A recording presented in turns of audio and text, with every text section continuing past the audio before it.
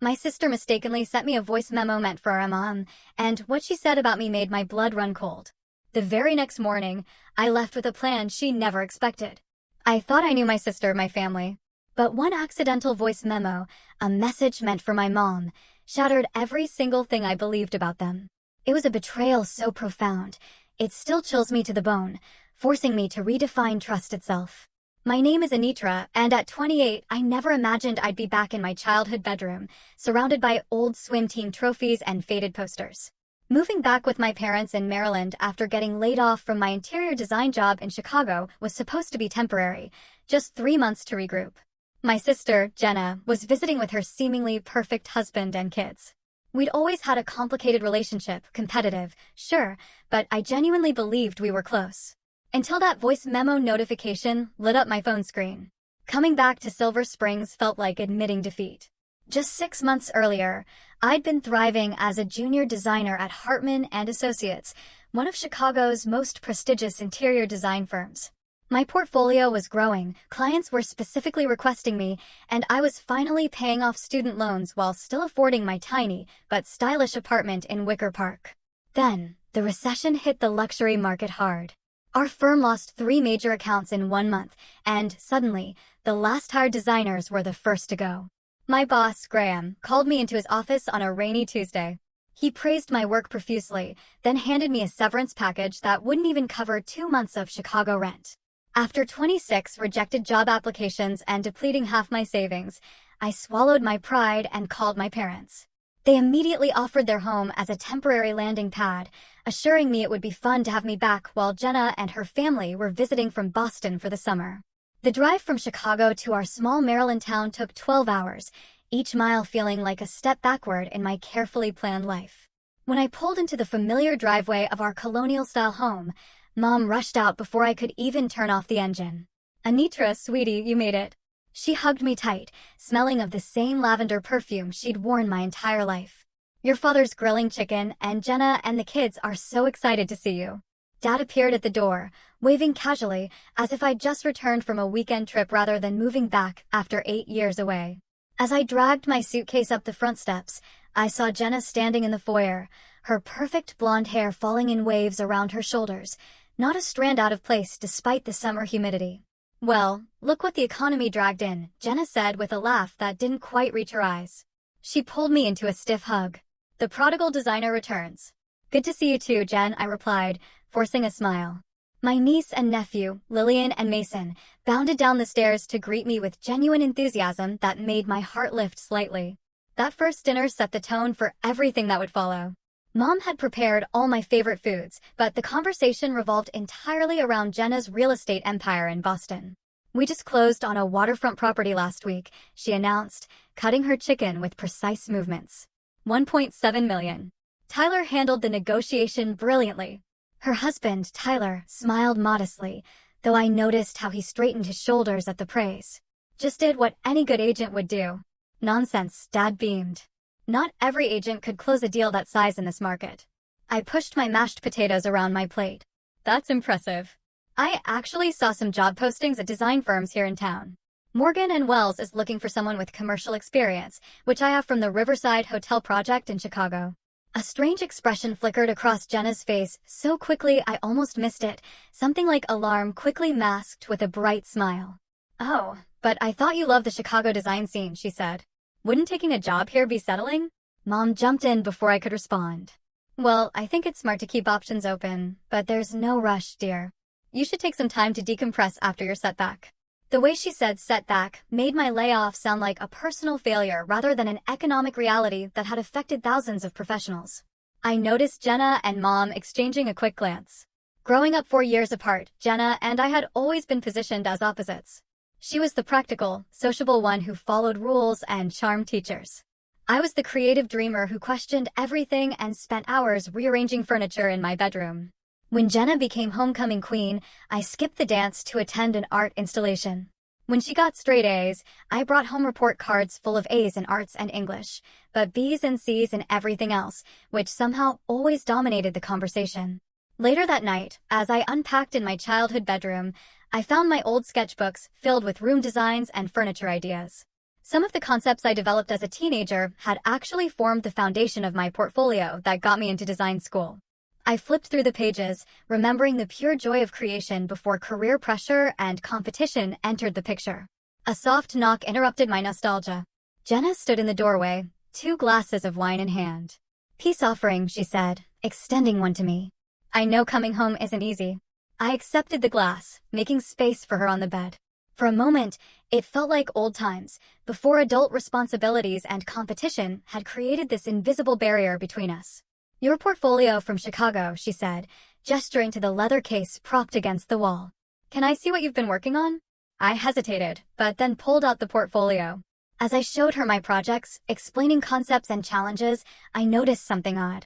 Rather than the polite disinterest she usually showed in my work, Jenna was asking detailed questions, taking mental notes.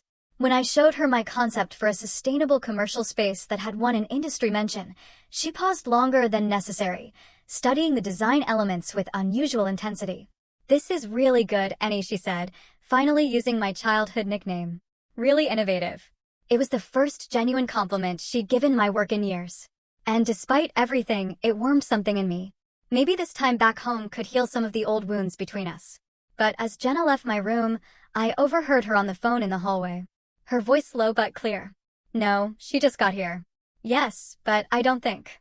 "Listen, I need to make sure this works out like we discussed." An uneasy feeling settled in my stomach, but I pushed it away. I was being paranoid. The stress of unemployment and moving home was making me suspicious of innocent conversations.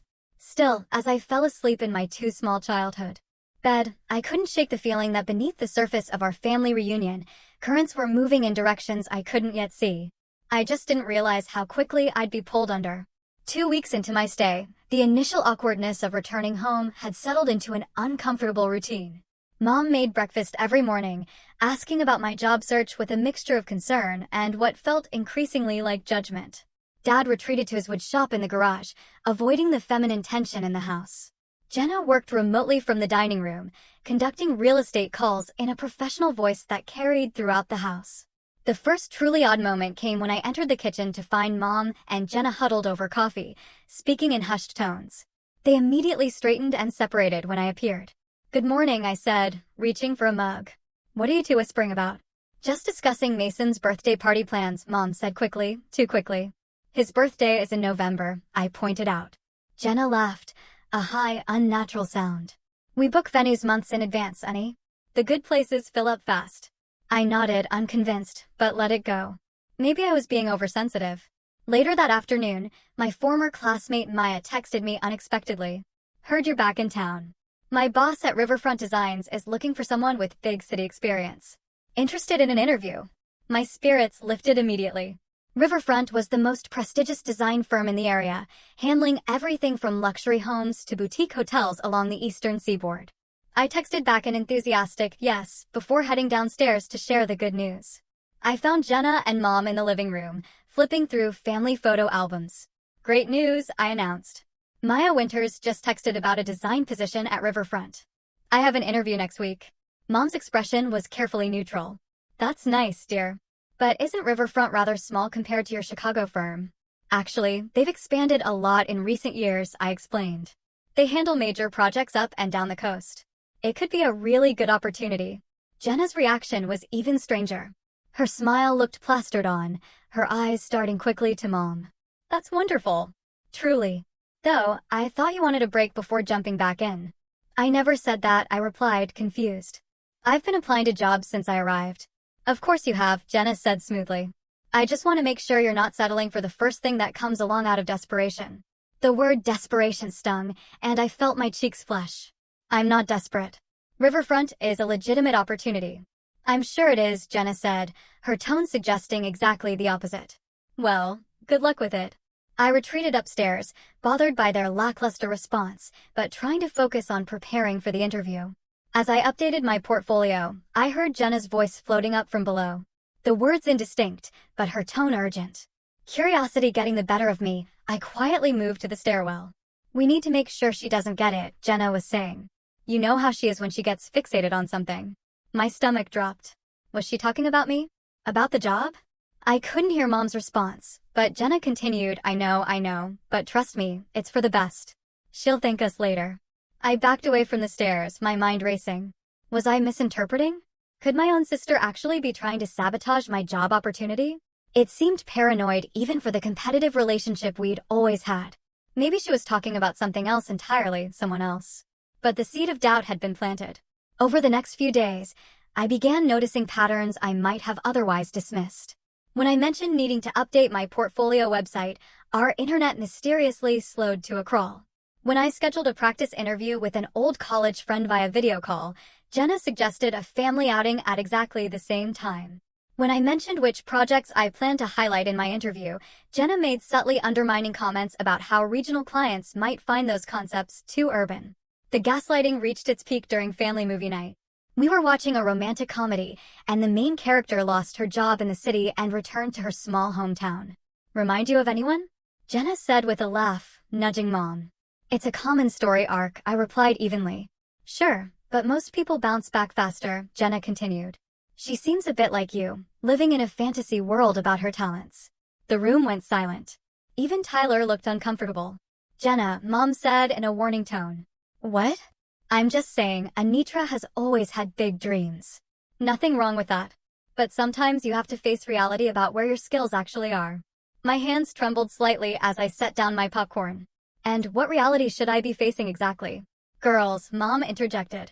Let's just enjoy the movie. No, I want to hear what Jenna thinks my reality should be, I insisted. Jenna waved a dismissive hand. Don't be so sensitive, Annie. I was just making conversation. You know how Jenna jokes, Mom added, as if this explained and excused everything. I stood up. I'm going to bed. Enjoy the rest of the movie. In my room, I paced back and forth, replaying the conversation and countless others from the past 2 weeks. Was I being overly sensitive, as they suggested, or was there something more calculated happening? That night, I made a decision that went against my usual trusting nature. I activated the voice memo app on my phone and set it to record during family conversations. Not to be sneaky, I told myself, but as a sanity check, to make sure I wasn't misinterpreting things through the lens of my own insecurity. Little did I know, this decision would reveal far more than I was prepared to discover. The morning of my interview with Riverfront Designs dawned bright and clear. I'd been preparing for days, reviewing my portfolio, researching the firm's recent projects, and practicing answers to potential questions. Despite the strange undercurrents with Jenna, I felt confident and ready. This could be my fresh start, a way to rebuild my career and eventually move out of my parents' house. I woke early, carefully applying makeup and styling my hair into a professional updo. I chose my navy blue interview suit, the one that had landed me the Chicago job 3 years earlier. For luck, I added the silver bracelet my grandmother had given me before she passed away. As I was putting on my earrings, my phone chimed with a notification, a voice memo from Jenna. My first thought was that she was finally extending an olive branch, perhaps wishing me luck for the interview. I tapped play, holding the phone to my ear as I continued getting ready. Mom, I need to talk to you about Anitra's interview today. Jenna's voice came through clearly, but with a tone I'd never heard before. Hard. Calculating. I froze, mascara wand halfway to my eye. This wasn't meant for me.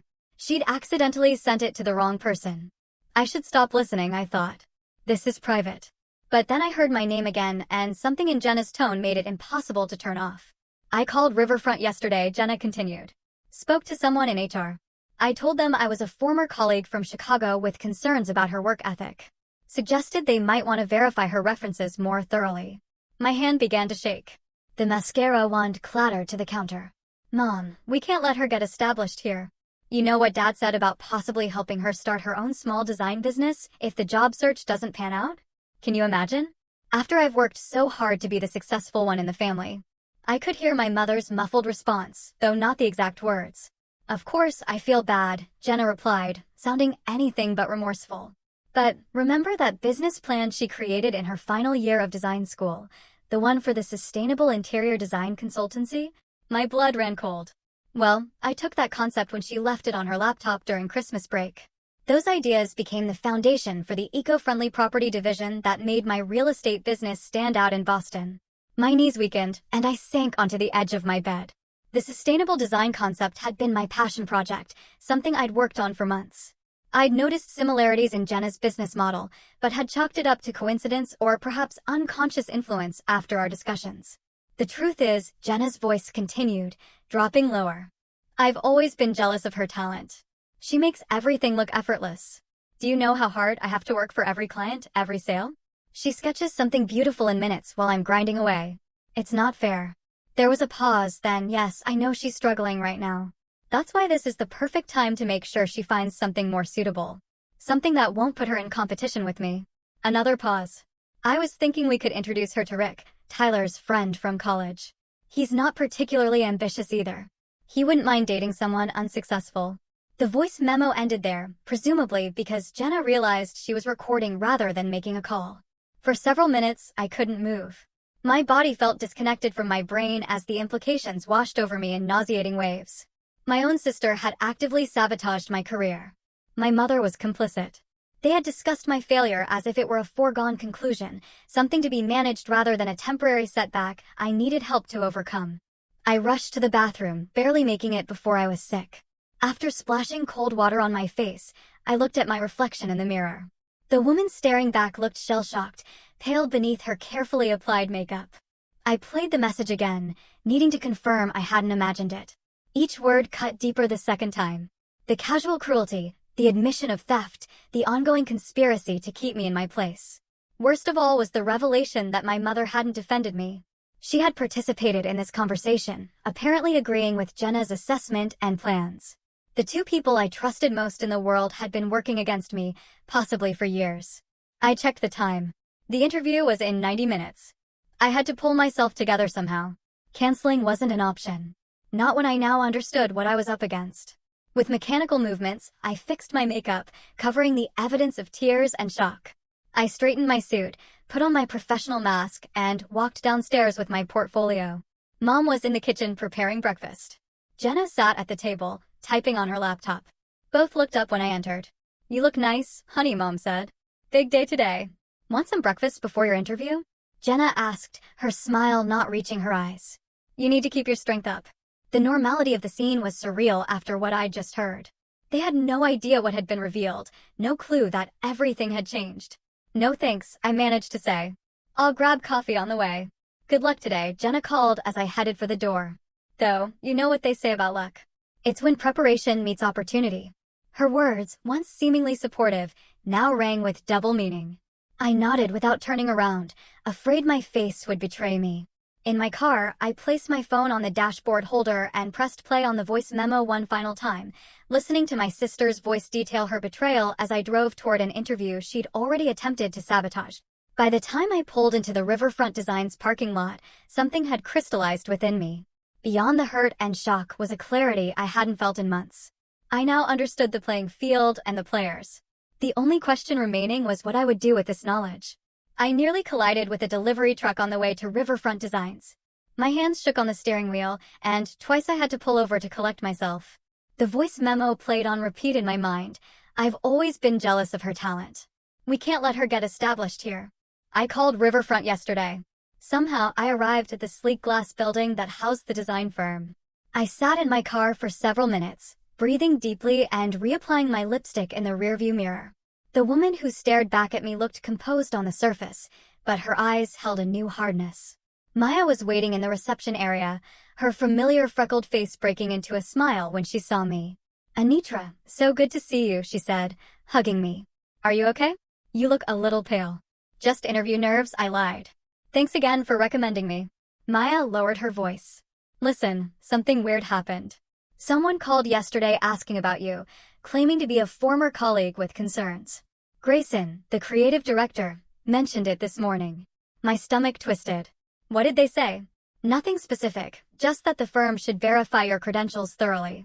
Grayson thought it was strange enough to mention it to me since I recommended you.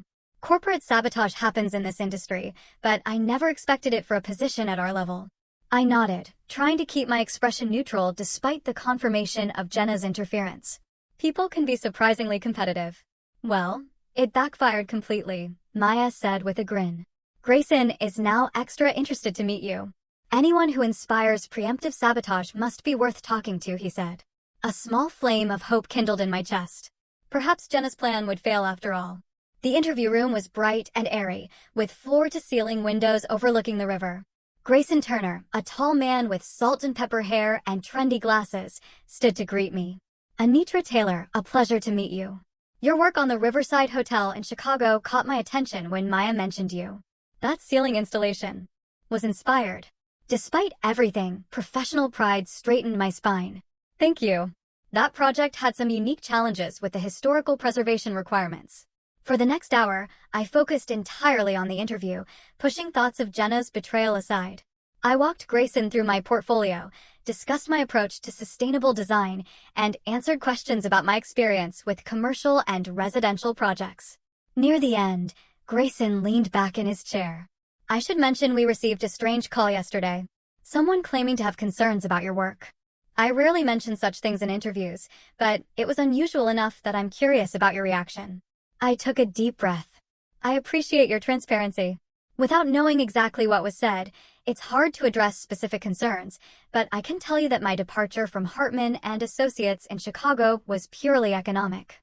They laid off their 5 most recently hired designers when they lost several major accounts during the recession.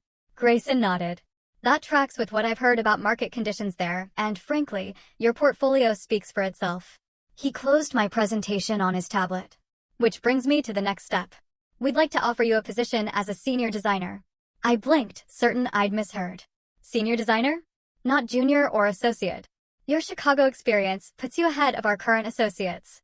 The salary would be $85,000 annually, with benefits and a quarterly project completion bonus structure. We'd need you to start in 2 weeks. Is that something you're interested in?" The salary was $15,000 more than I'd made in Chicago. The position was a step up, and it was happening despite Jenna's attempt to sabotage me. "Yes," I said, finding my voice. "I'm definitely interested. Thank you for this opportunity." After finalizing details and signing preliminary paperwork, I walked to my car in a daze. The job offer should have been the highlight of my day, the solution to my problems. Instead, it was overshadowed by the voice memo revelations. As I sat in my car, my phone rang. Jenna's name flashed on the screen. I let it go to voicemail, but she called again immediately. Taking a deep breath, I answered. "Hey, how did the interview go?" Her voice was bright with false enthusiasm. For a split second, I considered confronting her, unleashing all my hurt and anger. But something stopped me. A strategic voice whispered that knowledge was power. And right now, I knew far more than she realized. "It was fine," I said, keeping my tone neutral. They seemed interested. "Well, don't get your hopes up too high. Regional firms can be very selective, but I'm sure something will work out eventually." "Thanks for the encouragement," I replied, the words tasting bitter. "Listen, I need to run some errands. See you at dinner." I ended the call and sat still, processing. I couldn't go back to that house tonight, not knowing what I knew. Not with the pretense of normalcy when everything had been revealed as a lie. Instead of driving home, I went to my bank. I withdrew most of my remaining savings, enough to secure temporary housing and survive until my first paycheck. Next, I found a modest extended-stay hotel and paid for a week in advance. In my hotel room that evening, I sat cross-legged on the bed with my laptop, trying to make sense of the day's revelations. My phone buzzed repeatedly with texts from Mom and Jenna asking where I was, when I'd be home for dinner. I responded vaguely about meeting with former classmates and needing some time to process the interview. As night fell, I stared out the window at the lights of the small city I'd once been so eager to escape. Now it offered something unexpected, a fresh start away from the toxic family dynamics I'd never fully recognized until today. This wasn't just about a job anymore. It was about reclaiming my narrative, my talent, my future. And as much as part of me wanted simple revenge, a wiser voice urged justice instead. Jenna had built her success partly on my stolen ideas. She'd actively worked to suppress my opportunities. My parents had enabled this dynamic our entire lives.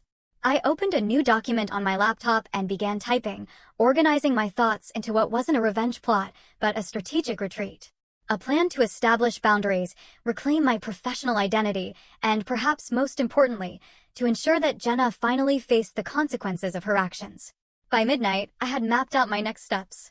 I would accept the riverfront position, but request a 2-week delay in starting. During that time, I would gather evidence, secure my position, and prepare for the confrontation that would inevitably come. For the first time since hearing the voice memo, I felt a sense of calm purpose. I wasn't running away. I was moving forward on my own terms, and Jenna had no idea what was coming.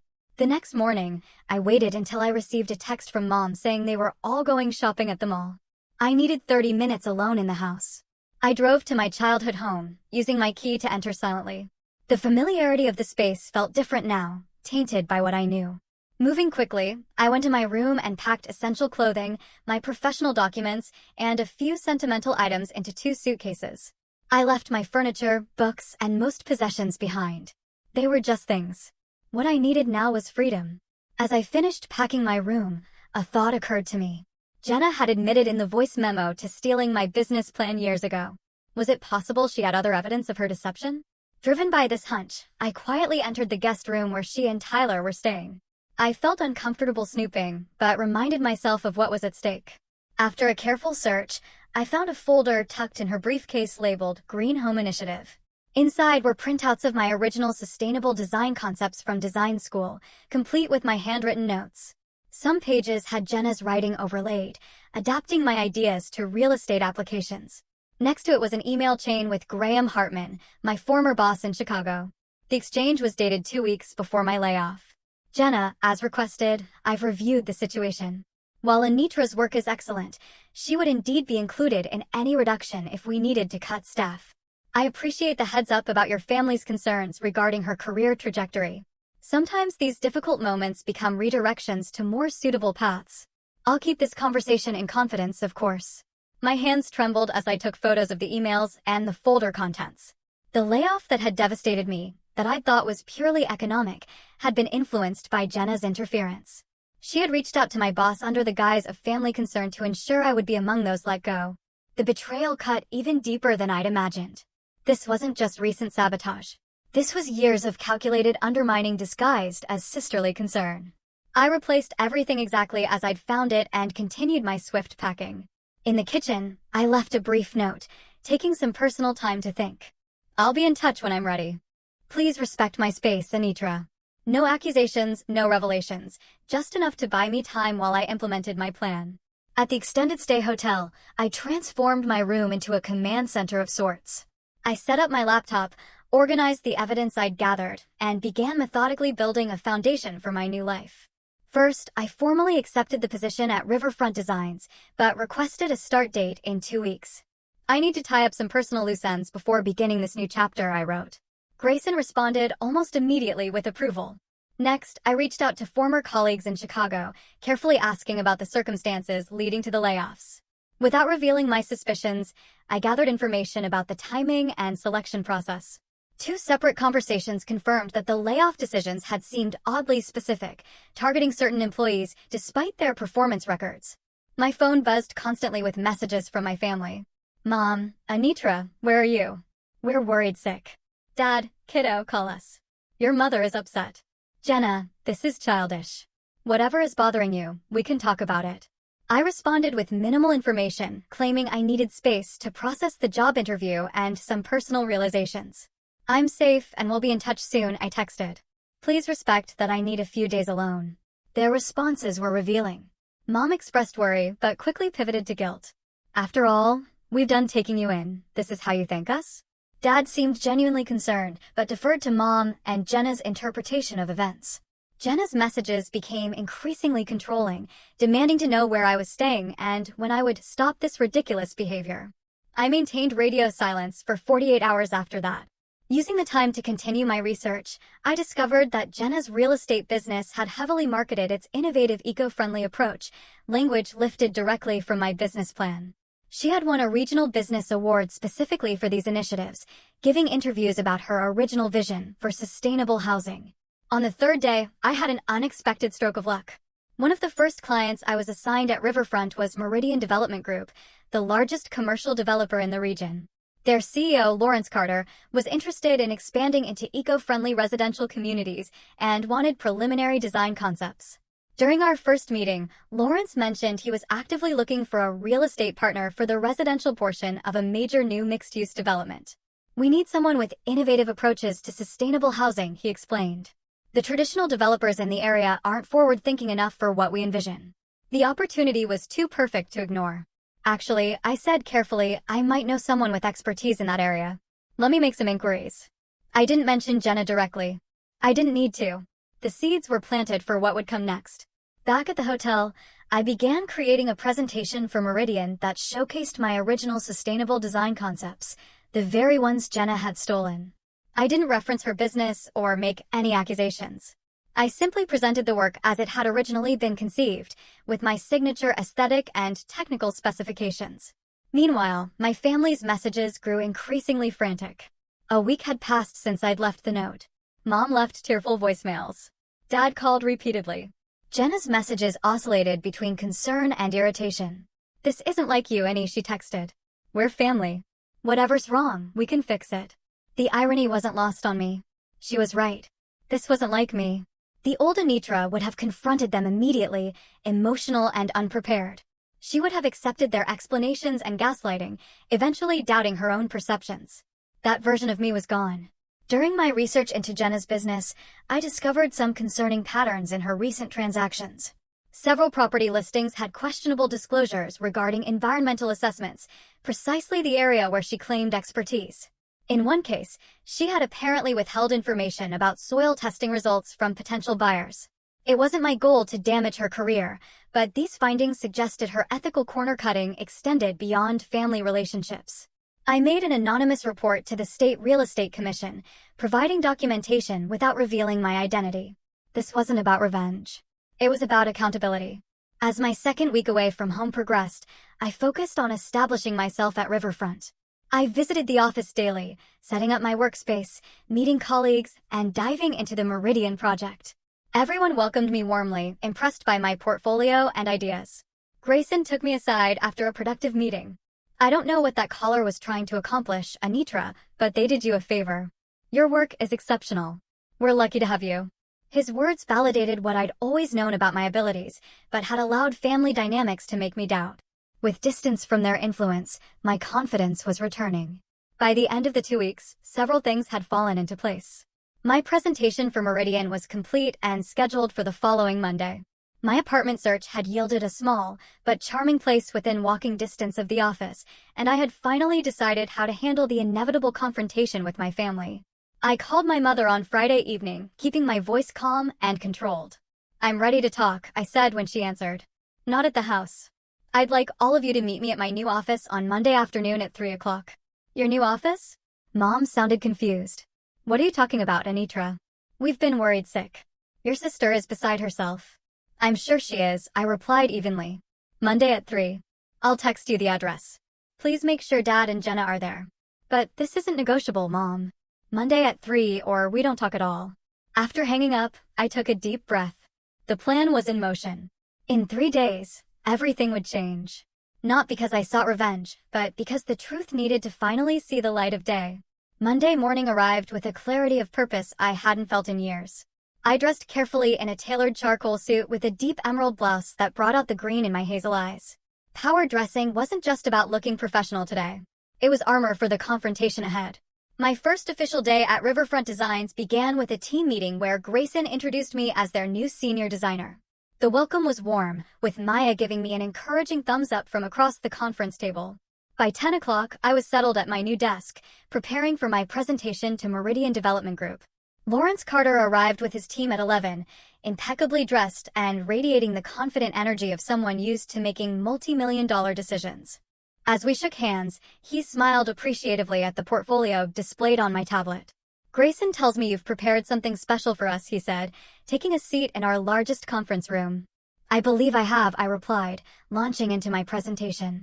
For the next hour, I walked Lawrence and his team through my vision for their eco-friendly residential community. I presented comprehensive designs incorporating sustainable materials, energy-efficient layouts, and innovative community spaces.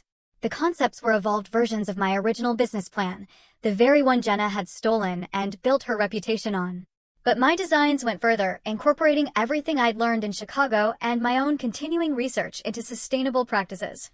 "This is exceptional," Lawrence said when I finished. "It's exactly the fresh perspective we've been looking for. Most local firms are stuck in conventional thinking, but this," he gestured to my renderings, "this is visionary." "Thank you," I said, maintaining my professional composure despite the internal validation his words provided. "There's one more thing I'd like to discuss." This was the moment to implement the next phase of my plan. Meridian will need a real estate partner for marketing and selling these properties, I continued carefully. Someone who understands the unique value proposition of sustainable homes. Lawrence nodded. We've been interviewing firms, but haven't found the right fit. Do you have a recommendation? I might, I said. If you're available at 3 this afternoon, I could make an introduction.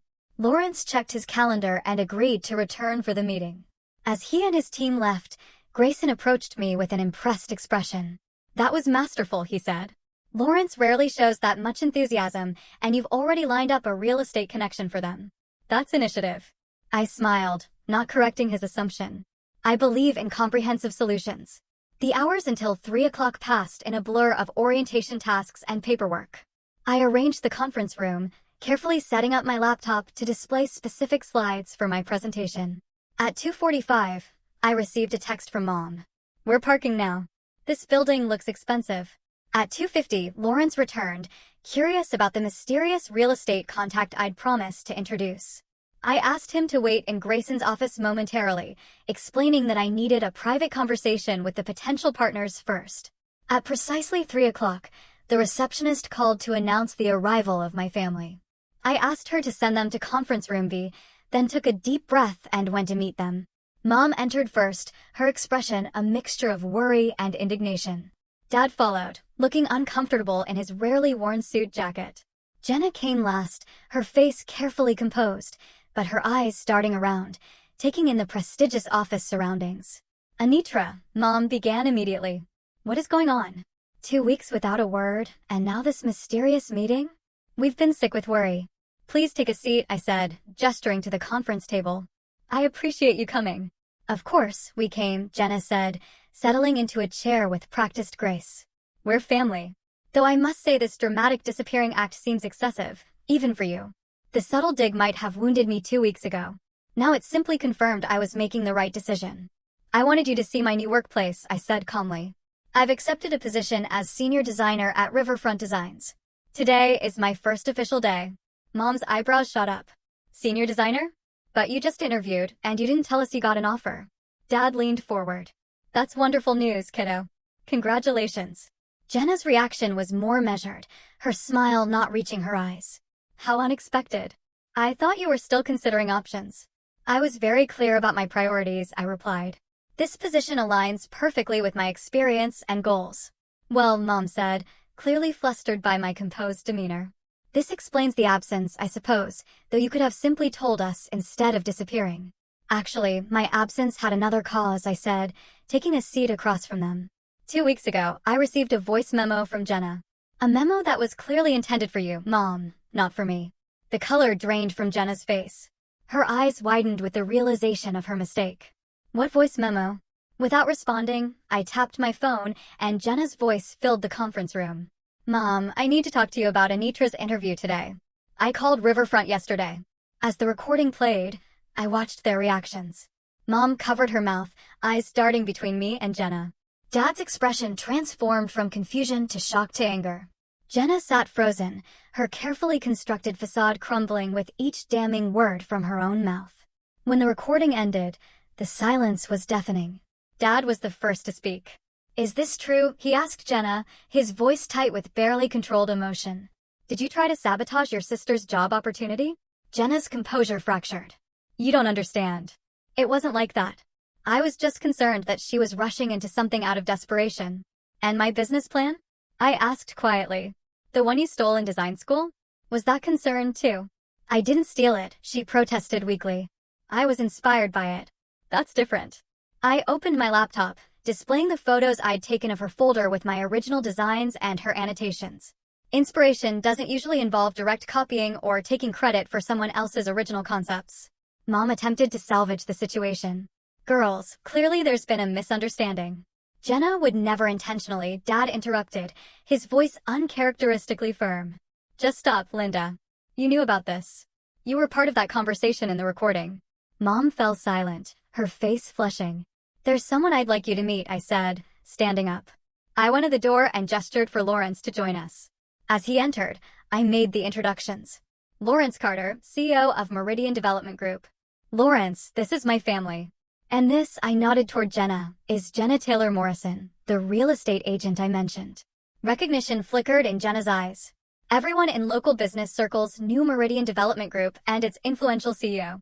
This was potentially the biggest client opportunity of her career, walking into the room at the exact moment her deception had been exposed. Ms. Morrison, Lawrence said, extending his hand. Anitra tells me you specialize in eco-friendly properties. That's precisely what we're looking for in our new development partner.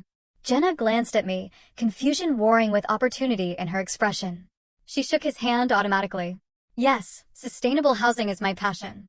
Wonderful, Lawrence continued, though I must say the concepts your sister presented this morning were remarkably innovative. She mentioned they were evolved from initial work she did in design school. You must be proud to have such talent in the family. The implication was clear. Lawrence, whether intentionally or not, had just credited me with the original concepts Jenna had built her reputation on. Jenna's smile became strained. Anitra has always been creative. I turned to Lawrence. I should be transparent, Lawrence. I invited my family here today to address some concerning issues regarding those very concepts we discussed this morning. Lawrence looked between us, sensing the tension. Is there a problem I should be aware of? Before I could respond, Jenna stood abruptly. Excuse us, Mr. Carter. This is a family matter that requires private discussion. Of course, he said smoothly. Anitra, perhaps we should reschedule our follow-up. Actually, I replied, I think it's important you hear this. Jenna's eco-friendly real estate approach was built on concepts she took from my business plan in design school. Concepts I've evolved and presented to you today. The room went silent. Lawrence's expression remained carefully neutral, but his eyes sharpened with interest. He was, after all, a businessman who had navigated countless complex situations. I see, he said finally. Family business collaborations can be complicated. This wasn't a collaboration, Dad said, surprising everyone. According to that recording, Jenna took Anitra's work without permission and has been actively working to suppress her sister's career.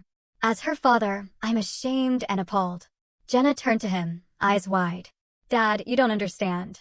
I understand perfectly, he interrupted.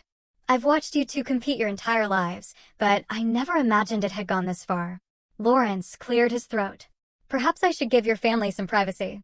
Before you go, I said, I want to be clear that I didn't arrange this meeting for revenge or to damage anyone's reputation. The work I presented today stands on its own merits, regardless of its history. And Jenna's business experience is valuable, regardless of how some of her concepts originated. Lawrence studied me for a moment, then nodded slightly, a glimmer of respect in his eyes. Integrity noted, Anitra. We'll be in touch about next steps. He shook my hand and left the conference room, closing the door behind him. As soon as he was gone, Jenna turned on me. How could you? Do you have any idea what this could do to my business? I didn't expose you, I said calmly. You exposed yourself when you recorded that voice memo. When you called my potential employer to sabotage me. When you stole my work years ago and built your reputation on it. I built my business through hard work, she snapped. Yes, I used some of your concepts, but I was the one who executed them. I was the one who took the risks. You were off playing designer in Chicago while I was building something real here. And that justified sabotaging my career? Calling my boss in Chicago, making sure I would be laid off. Mom gasped.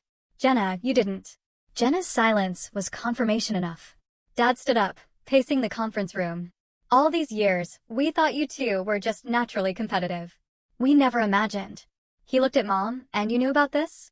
You helped her undermine your own daughter. Mom's eyes filled with tears. I just wanted what was best for both of them. Jenna seemed so threatened by Anitra's talent. I thought if Anitra found a different path, something less competitive with her sister, they could both be happy. So, you decided what my path should be, I said quietly. Without my input, without respecting my choices or my abilities. The truth hung in the air between us. Decades of family dynamics suddenly exposed in their dysfunctional reality. What happens now? Jenna asked finally, her voice small. Are you going to report me to the real estate board? Tell all my clients. I shook my head. I'm not interested in destroying you, Jenna. I just want to live my life and pursue my career without interference. The anonymous report about your disclosure practices was made because clients deserve transparency, not to hurt you personally. Her head snapped up. That was you. The commission is investigating me because of you. The commission is investigating you because of your actions, I corrected. Just like your current situation is the result of your choices, not my response to them. I stood up, gathering my materials. I have work to finish today. I've booked an apartment starting next week. I'll come by the house tomorrow to collect the rest of my things. Anitra, Mom began, reaching for my hand. Please, can't we talk about this? We're family. I gently withdrew my hand from hers. Yes, we are. And that's why this hurts so much. Family is supposed to support each other, not sabotage each other. I need time and space to figure out what kind of relationship I can have with you moving forward. As I walked them to the reception area, Dad hung back slightly to speak privately with me. I had no idea, he said, his voice rough with emotion. I'm so sorry, Anitra. I should have seen what was happening. It's not entirely your fault, I replied. They were careful to keep you in the dark. Still, he shook his head. I'm proud of you, not just for this job, but for how you handled this. You could have sought revenge, but you chose a different path. His words were a balm to the still raw wound of betrayal. Thanks, Dad. That means a lot. As they left, Jenna glanced back at me, her expression unreadable. For a brief moment, I thought I saw regret in her eyes. Then she turned away, following our parents out of the building that housed my new beginning. I returned to my desk, emotionally drained, but strangely peaceful. The confrontation I dreaded was over. The truth was out. What came next would be challenging. But for the first time in years, I felt like I was standing on solid ground, building my life on my own terms. 6 months after that pivotal confrontation in the riverfront conference room, I stood at the windows of my office, watching autumn leaves dance across the parking lot. So much had changed in such a relatively short time. My promotion to design director had come through just last week, following the unprecedented success of the Meridian Eco-Community project. My small but stylish apartment now felt like home, decorated with pieces that reflected my aesthetic without any influence from family expectations. The most profound changes, however, were internal. The journey from betrayal to rebuilding had transformed me in ways I never anticipated. In the immediate aftermath of the confrontation, I had experienced a tsunami of emotions. Rage that left me screaming into pillows in my apartment, grief that ambushed me at unexpected moments, paralyzing anxiety about trusting anyone again. For 3 weeks, I threw myself into work during the day and collapsed into exhausted, dreamless sleep at night. It was Maya who finally intervened, showing up at my apartment with takeout and concern in her eyes. You're not okay, she stated simply. And pretending you are isn't helping. That night, I finally let myself break down completely, telling Maya everything. Her suggestion that I try therapy was gentle but firm. Some betrayals are too big to process alone, she said. She was right. Dr. Winters, a therapist specializing in family trauma, helped me understand that what I'd experienced wasn't just sibling rivalry gone wrong. It was a systematic pattern of undermining and gaslighting that had shaped my self-perception for years. Your success threatens the family narrative, she explained during one session. Your sister as the achiever, you as the dreamer. Your parents enabled this dynamic because it was comfortable and familiar, not because it was true or healthy. Gradually, I built a new support network. Colleagues at Riverfront became friends. I joined a local design association and connected with other creative professionals. I started a small side project renovating furniture for a women's shelter, finding healing in creating beautiful spaces for those rebuilding their lives. As for my family, those relationships evolved in unexpected ways. Dad was the first to reach out meaningfully, asking to meet for coffee a week after the confrontation. He came prepared with a letter he'd written, detailing all the times he'd seen my talent shine throughout my childhood, but had failed to advocate for me when it mattered. I thought staying neutral was the right thing, he explained, his voice breaking. I never realized neutrality in the face of wrongdoing is just another form of harm. Our relationship slowly rebuilt on a foundation of honesty rather than avoidance. He began visiting my office occasionally, genuinely interested in my projects. When I restored an antique drafting table I'd found at an estate sale, he helped me reinforce the joints and refinish the wood, our hands working together in his workshop like they had when I was a child. Mom was a more complicated story. Her initial reaction had been defensive, insisting she'd only wanted to keep peace in the family. Over time, and likely influenced by Dad's changed perspective, she began to recognize the damage her enabling had caused. Our conversations remained somewhat superficial, but at least they were no longer filled with subtle comparisons to Jenna or minimizations of my accomplishments. And Jenna was the most surprising evolution of all. The real estate commission investigation into her disclosure practices had resulted in a suspension of her license for 3 months and mandatory ethics training. Meridian Development Group had ultimately chosen another agency for their project. The professional consequences she'd feared had indeed materialized, though not through any vindictive action on my part. I had expected anger, blame, perhaps even further attempts at sabotage.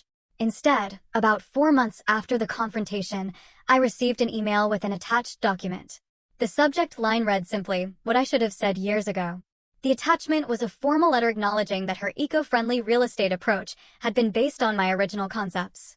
She had sent copies to the State Real Estate Board, the local business association that had given her awards, and several industry publications.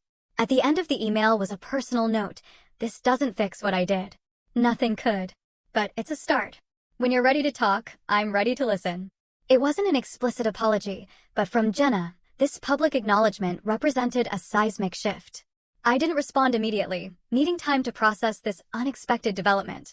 2 weeks later, we met at a neutral location, a coffee shop downtown. The conversation was awkward, halting, nothing like the polished interactions of our past. Jenna looked different, less perfectly put together, more authentically present. Tyler left, she said abruptly after we'd exchanged uncomfortable pleasantries. Said he didn't know who I really was anymore. Took the kids to his parents for a while. I'm sorry, I said, and meant it. Despite everything, I never wanted her children to suffer. She shook her head. Don't be. It forced me to look at myself. Really look at what I'd become, at what I'd done to you. She met my eyes directly. I was terrified of you, Anitra. Always have been. Your talent, your authenticity, everything seemed to come naturally to you. Nothing came naturally, I corrected her. I worked incredibly hard. You just never saw it because you were too busy trying to ensure I didn't outshine you. She nodded, accepting the harsh truth. I know that now. I've been talking to someone too, a therapist.